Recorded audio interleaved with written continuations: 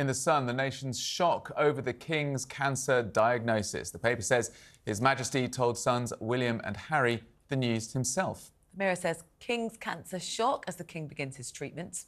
And the Mail reveals that Charles is so grateful they caught it early. He is feeling hugely positive about his health, they say, as Prince Harry flies in to be with the King. Well, the King says he'll postpone public duties for now. How will the world of politics be impacted going forward? Heads of state and world leaders have been sending His Majesty messages of support since he announced his cancer diagnosis. In the studio with us, chief political commentator Peter Cardwell. Peter, a very good morning to Morning. you. We've talked, therefore, about kind of the health implications on the palace and the running of the royal household. There are some sort of political knock-on effects, aren't there, to the King not taking part in those public duties. We know he's going to be doing some things, potentially still meeting with the Prime Minister week by week. What have the palace said?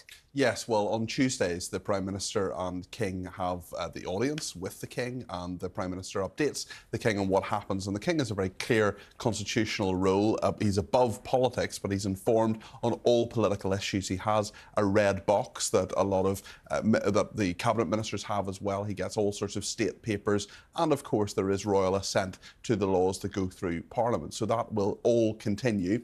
Privy Council is something that happens as well, the people who advise the King and inform him of all sorts of matters of state. That will continue. But you're absolutely right, there have been tributes from right around the world, from so many political figures, from figures in entertainment and sport and all the rest of it. But it's very interesting, actually, to perhaps look at a few of those that have been sent. I mean, Rishi Sunak, Keir Starmer, some of the first out of the blocks. They will, of course, the Prime Minister was informed of this by the King. Before the public found out, yeah. Yes, indeed. And I mean, it was interesting, the Prime Minister was in Northern Ireland yesterday as well. The restoration of devolution had happened there, so this will have been on his mind as that happened. I mean, we could have a look at a couple of the tweets as well. Rishi Sunak said, wishing His Majesty a full and speedy recovery. I have no doubt he'll be back to full strength in no time, and I know the whole country will be wishing him well. And that was the Prime Minister, Rishi Sunak. The Leader of the Opposition, Keir Starmer, one of the first tweets sent, actually, I think it was a couple of minutes past 6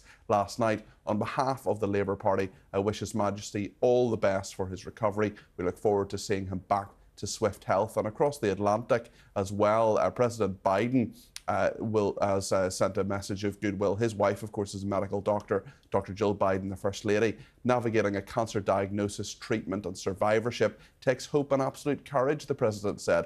Jill and I join the people of the United Kingdom in praying that His Majesty experiences swift and full recovery. And just finally, the former and perhaps future President Donald Trump posting in capital letters, King Charles has cancer. He is a wonderful man who I got to know well during my presidency, and we all pray that he has a fast and full recovery, which is, I think, all four messages and just a very, very small selection of what so many political figures have been saying right across the world. The King is, of course, not just King of the UK, but 14 other nations as well. We've had people like Justin Trudeau, the Prime Minister of Canada, where the King is King as well, sending his good wishes too.